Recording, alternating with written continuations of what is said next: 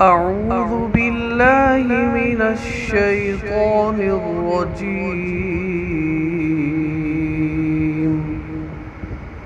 بسم الله الرحمن الرحيم.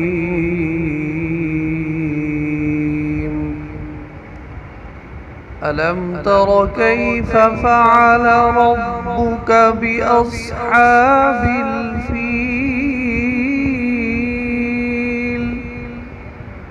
ألم يجعل كيدهم في تضليل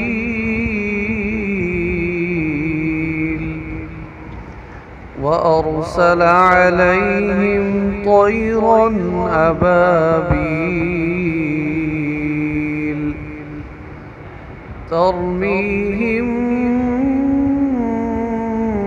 بحجارة من سجيل فجعلهم كعصف مأكول. صدق الله العظيم.